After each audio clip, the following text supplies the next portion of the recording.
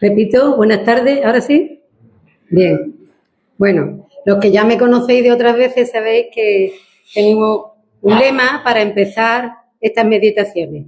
Y el lema es, a ver si alguna de los niños me ayuda, repasar para no olvidar. ¿Sí? Eso. Bueno, lo primero que repasamos es que vamos a intentar meditar sobre la palabra de Dios. Por tanto, la Biblia. Por tanto, la palabra de Dios no es un cuento, no es un videojuego, no es una película, es palabra de Dios. Y si es palabra de Dios, es verdad y además útil para todas las personas.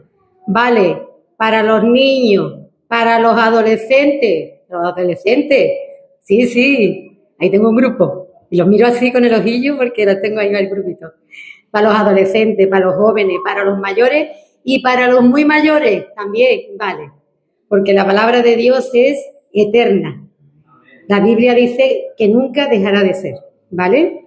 Entonces, pues estamos hablando de lo que es la palabra de Dios. La palabra de Dios no cambia. Valía para la gente de hace miles de años, vive para la gente que vivimos ahora y mientras el ser humano esté en la tierra, valdrá para esas personas, siempre. Dios no cambia y su palabra tampoco. Pero claro, hay una cosa que sí cambia, que son las costumbres. A ver, que alguien me diga qué cosas influyen en las costumbres. A ver. ¡Ay, ese repaso! Influye el sitio, ¿no?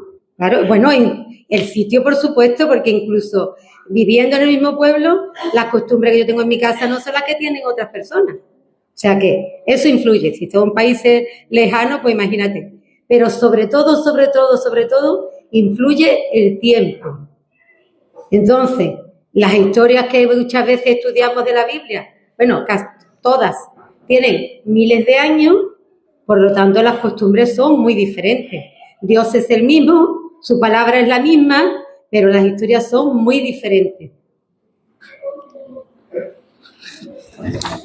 Antes de seguir con la historia de hoy, vamos a repasar también las cualidades de Dios, porque el motivo principal que nos trae a venir aquí los domingos es aprender un poquitín más de cómo es Dios. Hasta que nos muramos podemos seguir aprendiendo y nunca llegaremos a aprender lo que necesitamos del todo. Pero vamos a aprender un poquito. ¿Y cómo lo vamos a hacer? Vamos a repasar algunas de las cualidades de Dios que hemos apartado. Él tiene muchas más cualidades, pero hemos apartado estas pocas. Lo primero que decimos es que Dios es amor. Se ha leído, se ha orado y hemos cantado del amor de Dios. Bueno, pues Dios es amor y nos ama de tal manera que su Hijo Jesucristo dio la vida por nosotros, para que nosotros pudiéramos vivir con Él en el cielo.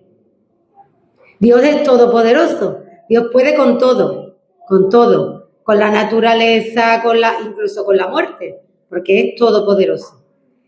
Dios es paciente, esta es una cualidad que es difícil de encontrar, ¿vale? Yo no soy paciente, pero fijaros que Dios es paciente, nunca tiene prisa y nunca llega tarde. Es una maravilla. Entonces, pues Dios es paciente, dice que para Él 1000 días es como un año, 1000 años es como un día y un día es como 1000 años. O sea, para Él el tiempo no tiene tanta importancia. Bueno. Dios es fiel, madre mía, la fidelidad que es difícil de encontrar, ¿eh?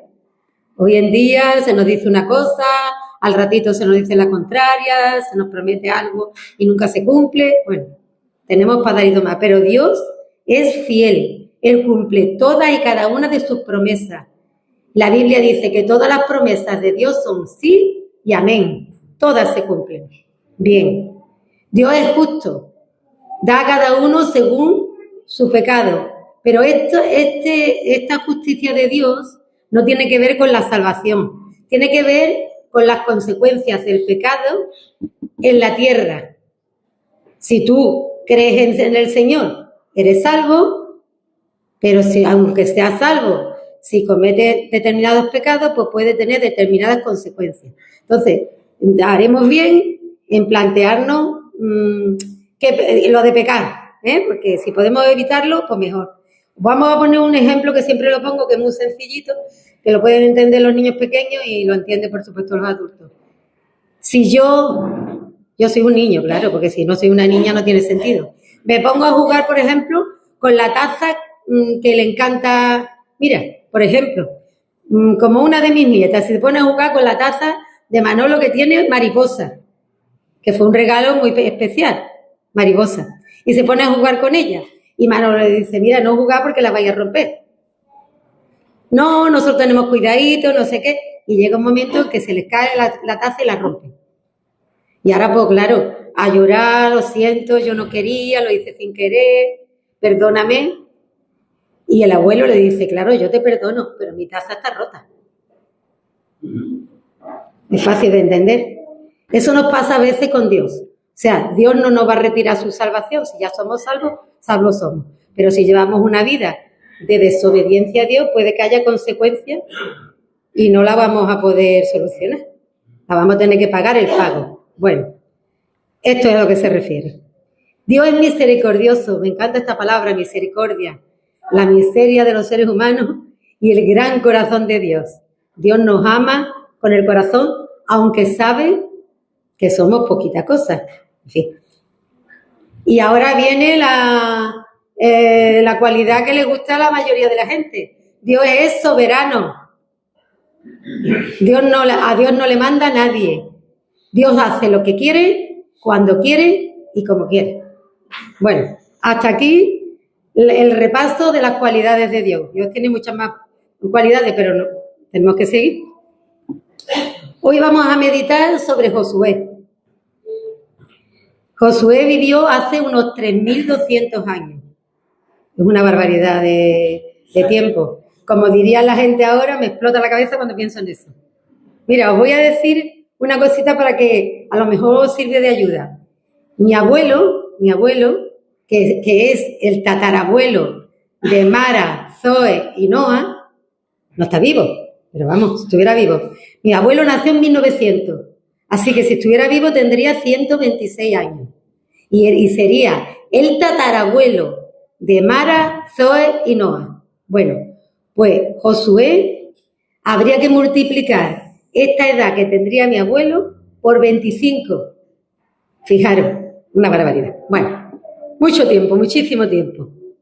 Entonces, pues claro, las costumbres eran muy diferentes, porque ha pasado muchísimo tiempo y han pasado muchas cosas a los seres humanos. Los seres humanos seguimos siendo iguales en el corazón, pero la tecnología, en fin, las costumbres han cambiado mucho. Algunas veces os he dicho que en la antigüedad tenía mucha importancia el nombre. No nacía un niño y le ponían el nombre que he visto yo qué sé, en la última novela que he leído o en la tele y me gusta y por eso lo pongo, no, sino que tenían un significado los nombres. En el primer pasaje que vemos, en números 13, 16, Moisés le cambia el nombre a Josué. Poco más o menos. ¡Ay, qué bien! que marco un 10, porque yo voy, en fin, de aquella manera. Fijaros, estos son los nombres de los varones que Moisés envió a reconocer la tierra. Y a Oseas, hijo de Nun, le puso Moisés de nombre Josué. Bueno, Oseas significa salvación, que no está mal. Es un nombre que no está mal. Pero Moisés le cambió el nombre por Josué. Y Josué significa la salvación es de mi Dios. Que está mucho mejor. Porque salvación, bueno, puede venir de algunas partes, pero la salvación es de mi Dios. Así es como se lo cambió. Aquí, en este episodio que viene a continuación, se produce un gran cambio en la vida de Josué y del pueblo en general. Josué, junto con otros 11, jóvenes, es enviado por Moisés a reconocer la tierra prometida. Estaban cerquita, le dijo, ven, que no sabemos muy bien, porque nunca habían estado allí.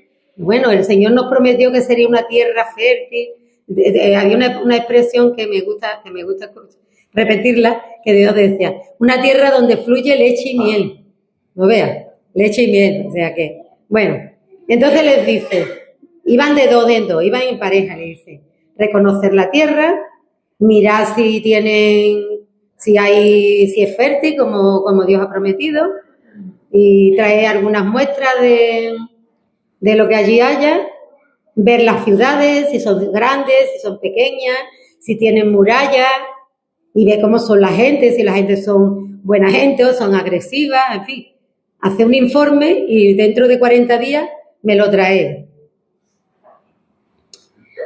A los 40 días volvieron, que se sepa en principio los 10 primeros. Los 10 primeros trayendo, mirad, el racimo de uva no está mal, mira, y además traía frutos secos y traía más cosas. Y aparentemente, uy, qué bien, ¿no? La tierra es como Dios ha prometido, una tierra fértil. Pero las personas que venían con ellos no estaban de acuerdo con Dios. No creían en Dios y siempre estaban desconfiando de Él. Y en Números 13, 27 y 28, mirad lo que dicen estos 10 enviados. Y les contaron, diciendo, nosotros llegamos a la tierra a la cual nos enviaste, la que ciertamente fluye leche y miel, es una tierra fértil, es una tierra muy fértil. Y este es el fruto de ella, mas el pueblo que habita en aquella tierra es fuerte, y las ciudades son muy grandes y están fortificadas. Y también vimos allí a los hijos de Aná, los hijos de los gigantes, como Goliat, el que se enfrentó a David, los hijos de Aná, los gigantes. Entonces el pueblo se asustó y murmuró y hizo una cosa terrible. ¿Acordaos? Bueno, yo no sé si los jovencitos, pero los mayores se acordarán de cuando, bueno, y ellos también, María, lo del pecado de la murmuración, es un pecado terrible para Dios, lo lleva muy mal. Empiezan a murmurar y mirad lo que dice Números 14, 3 y 4.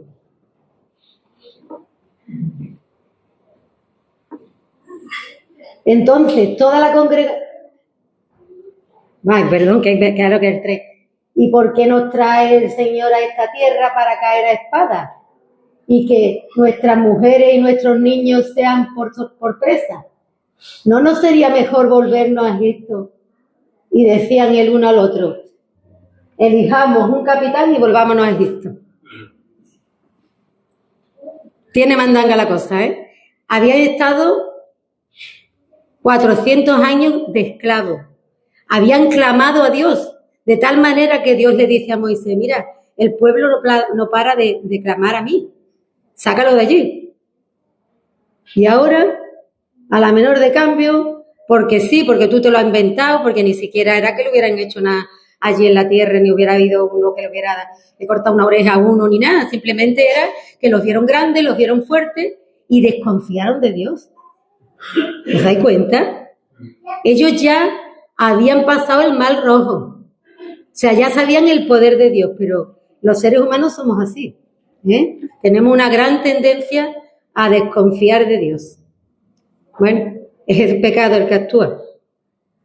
Cuando llegan Josué y Caleb, que parece que se habían rezagado un poquito, y ven la movida que estaba allí, pues dicen esto. 14, del 6 al 9. Números, por supuesto. Y Josué, hijo de Nun, y Caleb, hijo de Jefone, que eran de los que habían reconocido la tierra, rompieron sus vestidos. Esto era una costumbre que tenían en la antigüedad. Cuando algo les asustaba o se enfadaban o le preocupaba mucho, se rompía la ropa. Bueno, una costumbre. Aquí alguna gente se tiran de los pelos. Dice, me tiraba de los pelos, eso yo lo he oído muchas veces. Pues allí se rompían la ropa, se rompieron sus vestidos y hablaron a toda la congregación de los hijos de Israel diciendo, la tierra por donde pasamos para reconocerla es tierra en gran manera buena. Si el Señor se agradare de nosotros, Él nos llevará a esta tierra y nos la entregará, tierra que fluye leche y miel. El problema, Caleb y Josué se dan cuenta, dice, el problema no está en Dios, está en la confianza que vosotros tenéis en Dios. Si tenéis confianza en Dios, Dios hará todo lo que tú no puedes hacer. Está claro, ¿eh? Todo lo que tú no puedes hacer, Dios lo hará. Pero tienes que confiar en Él. ¿Y creéis que el pueblo dijo, uy, que verdad, que ya esto no es la primera vez que pasa, hay que ver por qué somos tan cabezones, por qué somos tan así? Normalmente los seres humanos no reconocemos nuestro pecado a la primera, ni a la segunda, ni a la tercera, sino que nos empecinamos en ello. Número 14:10.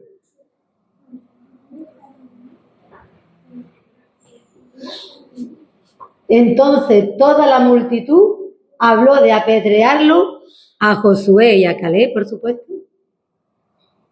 ¿Pero qué pasó? Que Dios tenía cosas que decir. Y la gloria de Dios se mostró en el tabernáculo. Cuando los israelitas veían la gloria de Dios, se aterrorizaban. De hecho, le dijeron a Moisés, ya nosotros no vamos más contigo, nosotros nos quedamos aquí lejos, tú hablas lo que sea con el Señor y tú no lo cuentas, porque le daba miedo la gloria de Dios. Le daba miedo, pero desconfiaban de Dios. Qué incongruencia, pero así de incongruentes somos muchas veces, ¿vale? Bueno, pues como he dicho antes, el Señor se enfadó mucho, le dijo a Moisés, mira, yo voy a acabar con este pueblo ya que me tiene harto, que ya me ha desobedecido hasta 10 veces, por mucho que haga, siempre están así, y haré otro pueblo. Y dijo Moisés, no, Señor, perdónalo. Entonces Moisés se puso, intervino a favor de ellos, Señor, perdónalo. Y entonces el Señor los perdonó. Pero le dijo, pero no quedarán sin castigo.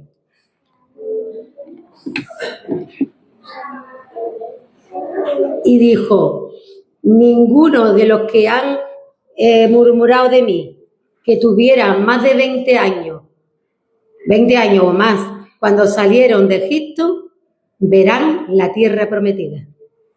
Y fijaros que estaban cerca, porque había mandado a los espías y iban andando. En aquella época, vamos, los ricos pues tenían caballo y carruaje, pero la gente normal iba andando a todas partes. Así que no tenía que estar muy lejos. Habían podido recorrer la tierra y todo porque estaban relativamente cerca. Pues el Señor los tuvo 40 años dando vueltas por el desierto. Dice, hasta que no mueran todos los que han murmurado, no seguiremos adelante. No murieron de golpe, murieron de muerte natural, cada uno cuando le tocó. Pero estuvieron, esto es para 4 estudios más, pero no lo vamos a pasar de largo porque si no, no terminamos hoy. Entonces, estuvieron 40 años dando vueltas por el desierto. Ahora iban a un sitio, allí no había agua, el Señor les daba agua cuando la pedían, luego tenían hambre, les daba pan, luego querían carne, Dios les daba carne, en fin, así. Pero 40 años, ¿eh? Al final de los 40 años murió también Moisés. Y entonces Dios coge a Josué y le dice, mira, tú vas a introducir al pueblo en la tierra prometida. Y le hace una cosa que a mí siempre me ha parecido curiosísima y me sigue pareciendo curiosa. Le dice a Josué, hasta en 3 ocasiones, mira que te mando que te esfuerces y seas valiente. Y yo me pregunto, ¿es que Josué era un poco cobardica? No se dice en la Biblia que mostrara ningún signo de... ¿Por qué le dirá el Señor hasta en 3 veces que sea valiente? Puede que fuera para que estuviera preparado para lo que le venía encima. Porque llevar a este pueblo, Moisés acabó como acabó, estaba ya el pobre también desesperadísimo, y parece que el Señor podía le dice a Josué, mira, prepárate, sé valiente y confía en mí porque esto... Pero es verdad que hay 3 versículos. Bueno, quería deciros que hay un capítulo, un libro en la Biblia que se llama Josué y es la historia de Josué, aunque hay lo que hayamos leído antes era de Números y también hay algunas referencias más a Josué en otros libros de la Biblia, pero el libro de Josué es la historia de Josué. Bueno, en el capítulo 1, versículos 6, 7, no hace falta que lo busque, nos habla de, mira que te pido que te esfuerces y seas valiente, con algunas variaciones al final. Pero el versículo 9, yo lo llamo el versículo perfecto. Por tercera vez. 1:9 de Josué. Mira que te mando, que te esfuerces y seas valiente. No temas ni desmayes, porque el Señor tu Dios estará contigo en donde quiera que tú vayas. Un mandamiento claro. Algunas veces los mandamientos del Señor lo entendemos, otras veces no lo tenemos muy claro, pero este es clarísimo. Mira que te mando que te esfuerces y seas valiente. Y una promesa igualmente clara. Estaré contigo siempre, todos los días de tu vida. En otra parte ponía, como estuve con Moisés, estuve contigo, pero estaré contigo. Pero bueno, este nos vale así. Como hemos dicho antes, las promesas del Señor se cumplen siempre.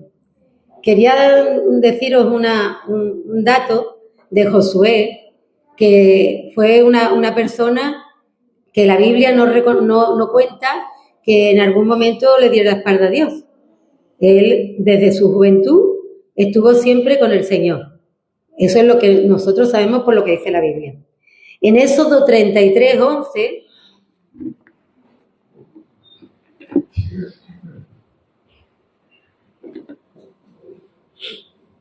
hay dice que Moisés hablaba con el Señor, hablaba con Dios, cara a cara, como habla cada cual con su compañero o con su amigo.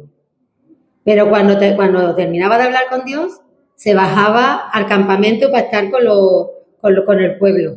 Pero Josué no se movía del tabernáculo. Estaba siempre en la presencia de Dios, desde su juventud. Esto es bastante hermoso. Bueno, pues vamos con el primer milagro, que es con el único que vamos a poder tocar. Dios le dice a Josué, vas a cruzar el río Jordán. Ya hemos visto que el pueblo cruzó el mar rojo. Pues ahora le dice a Josué, tú con este pueblo vas a cruzar el río Jordán. Y le da unas instrucciones súper detalladas. Es para leerlo con calma. Le dice que estén preparados 3 días antes, que preparen comida para el viaje y que se santifiquen y que se queden a la orilla del río y esperen instrucciones. Y Dios le dice a Josué, dile a los levitas, a los sacerdotes, que portan el arca de la alianza o el arca de... Sí, la arca de la alianza, el arca del pacto, también se llama en algunos sitios, que empiecen a cruzar el río. Dice la Biblia que cuando los pies de los levitas se mojaron en la orilla del Jordán, además dice, esto también dice este detalle, dice, en el río Jordán que estaba, se había desbordado porque era la época en que siempre se desbordaba. O sea, que estaba un poquito más fuera de lo suyo. Cuando se mojen tus pies, los pies de los levitas, el agua se detendrá y podrán cruzar en seco. Mira, no sé si conmigo lo veis. ¿Veis el muro de agua? Bueno, esto es un dibujo que alguien leyendo, pues dice, pues lo voy a hacer así. Bueno, lo que dice Dios es, cuando entren con el arca, el agua que viene del nacimiento se parará en un montón. Imaginaros. Y la que va para la desembocadura seguirá hasta que el lecho se quede seco. Dice, cuando llegue el arca a la mitad del río, entonces podrán empezar a pasar el pueblo. Que no pasaron en 10 minutos, porque el pueblo era abundante. La Biblia solamente nos da una medida. Varones por encima de 20 años había más de 600.000. Pero no, aquí no cuentan ni las mujeres ni los niños. Entonces, ya los estudiosos, pues cada uno, pero no es bíblico, sino lo que opinan. Pues sería 1,5 millones, o algunos dicen, pues serían 2 millones. Bueno, no sabemos. Sabemos que era mucha gente. Pero además había una cosa aquí también importante. Ellos iban a pie, por supuesto, como he dicho antes, en carros, llevaban todas sus pertenencias, todo lo que tenían. Entonces llevaban carros con las cosas, con sus cosas, y llevaban al ganado también. Entonces me imagino que en un cuarto de hora no pasaron. Se tiraron un tiempo que no sabemos cuál, pero bastante tiempo. Cuando cruzan, todavía está el arca en el medio, y Dios le dice a Josué, mira, escoge un joven de cada tribu y le dice que vaya donde está el arca y coja de allí una buena piedra, una piedra grande, que se la ponga en el hombro y la sacáis. Y así lo hicieron. Y entonces cruzaron otra vez con las piedras en el hombro y salieron por Gilgal. No tiene mayor significado. Yo lo estaba buscando, pero dice que significa como un campo grande. No tiene así un significado más específico. Salieron allí y Dios le dice a Josué que hagan allí un monumento, un montículo con las piedras, con las 12 piedras, con el objeto de que cuando los hijos pregunten qué es esto, ellos puedan decirle, esto es la señal de que cruzamos el Jordán en seco. Me llama mucho la atención, yo siempre estoy pasmada con Dios, de verdad os lo digo. Yo nunca digo, uy, pues claro, pues normal, ¿no? Yo me quedo así, digo, Señor, así estoy todo el tiempo, Estoy leyendo la Biblia y estoy en pura perplejidad. Casi nunca el Señor da explicaciones de sus milagros o de sus acciones en general. Casi nunca, casi nunca. Porque ya hemos dicho que Él es soberano y hace lo que quiere, cuando quiere y como quiere. Pero en este caso, del cruce del Jordán, en Josué 4:14, mira lo que dice.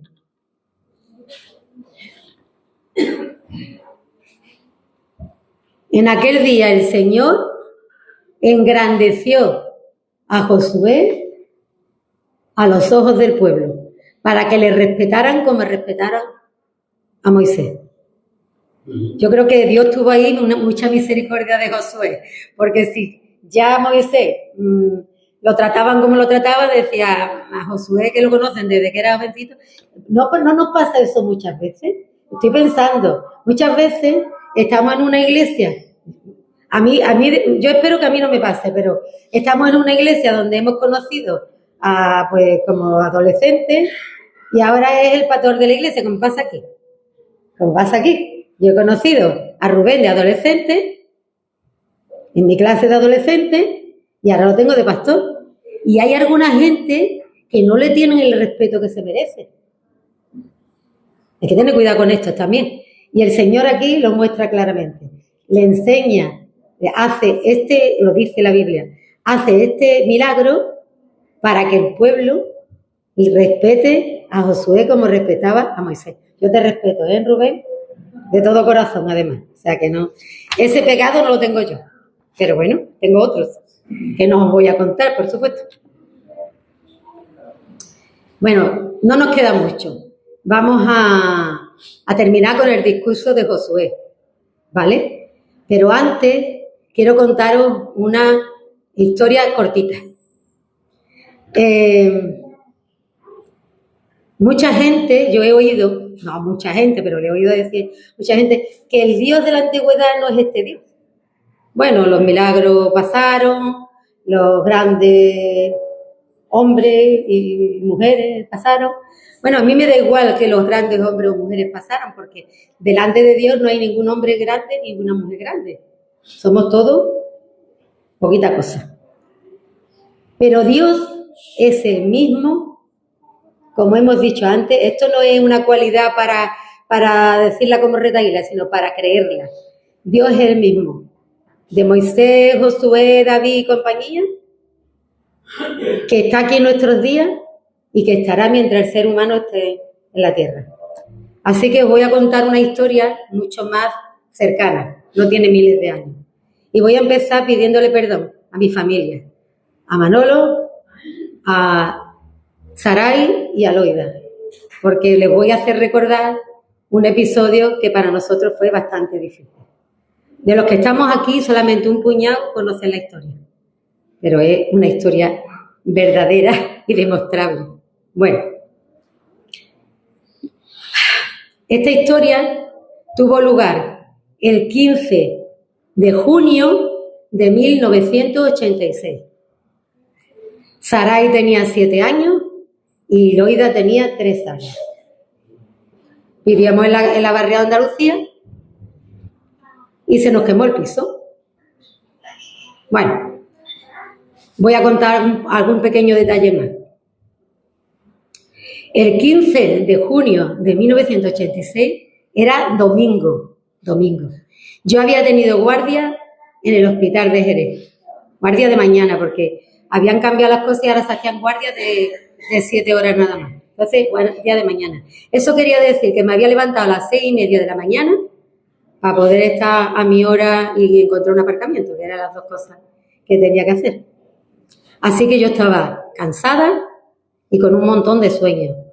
Después de comer, nos acostamos a la siesta. Yo me dormí, porque tengo facilidad, antes tenía más facilidad, pero sigo teniendo una cierta facilidad para dormir. Me dormí y me despertaron los gritos de Saray diciendo: papá, mamá, mi cama está ardiendo. Os podréis imaginar cómo nos levantamos y fuimos. Bueno, su habitación y la nuestra estaba separada por un fino tabique, como en todos los pisos, un tabique casi de papel. Y las puertas también estaban juntas y separadas solamente por ese tabique. Así que nos fuimos corriendo, ya ellas estaban en el suelo y yo cogí a las niñas, a las 2, de la mano y me fui, salí del piso y me fui para el vecino de la vecina de abajo para contarle lo que estaba pasando y para pedir ayuda y porque no sabía qué hacer. Manolo se quedó y teníamos un extintor en el salón. Lo habíamos comprado porque la instalación eléctrica de la barriada de Andalucía había dado algunos problemas. Algunas veces había salido un enchufe ardiendo o en la cocina no, en nosotros había dado un chiporro de asa, total, alguna cosa de esta. Y entonces, pues compramos ese extintor, doméstico por supuesto, por si ocurría algo de eso. Entonces Manolo cogió el extintor y se fue para intentar apagar la llama. Pero fue imposible. Aquello era dantesco. Bueno, nosotros habíamos puesto una moqueta gorda en el suelo de la habitación, porque como las niñas eran pequeñas, si se caían de la litera para que no se hicieran mucho daño. Eso hizo que el fuego cogiera un calor. Aquí tenemos un bombero y seguramente podría decir que sí, que eso ocurre así. Entonces, de tal manera, bueno, el piso se quemó entero. Por donde iban los cables, que estaban mal puestos seguramente, quedaba un tiznón, ¿eh? Así se podía seguir. Y lo único que no se quemó fue la cocina. Pero todo lo demás, los azulejos estallaron, los baños, en fin. Pero la que se llevó la mayor parte con diferencia fue la habitación de las niñas. En la habitación de las niñas no quedó nada. Y cuando digo no quedó nada, digo no quedó nada. 2 o 3 hierros retorcidos de los somieres pero allí no se veía nada. Allí se veía un montón no había ni casi ni escombro, era como ceniza. Yo no sé lo que era aquello. Se rompió del calor, se rompió el cristal de la ventana. Y la ventana, el marco de la ventana, que era de hierro, se deformó. Y el techo de la habitación, en parte, se vino abajo. Bueno, pues hasta aquí la magnífica historia épica, ¿vale? Cuando llegaron los bomberos, pensaron que allí no había habido nadie, que estábamos fuera y habíamos avisado cuando habíamos visto el fuego. Cuando le explicaron que nosotros estábamos acostados, que las niñas estaban acostadas en esa habitación donde había empezado el fuego, dijeron, esto es increíble, esto es un milagro, porque con menos de esto hay heridos y hasta muertos. Pero nosotros salimos a medio vestir, descalzos, pero totalmente ilesos. Yo no me acuerdo ahora, pero yo creo que ni siquiera olíamos a humo, como contaba de Daniel. Totalmente ileso. Ningún rasguño, ninguna pequeña quemadura, nada. Salimos totalmente ilesos. Eso es un milagro, como dijo el bombero. Y eso es, aparte de un milagro, una promesa cumplida. Una promesa hecha por Dios 3000 años antes a Isaías y se cumplió en nuestra familia literalmente, de forma literal. Mirad lo que dice Isaías 43, 2 y 3.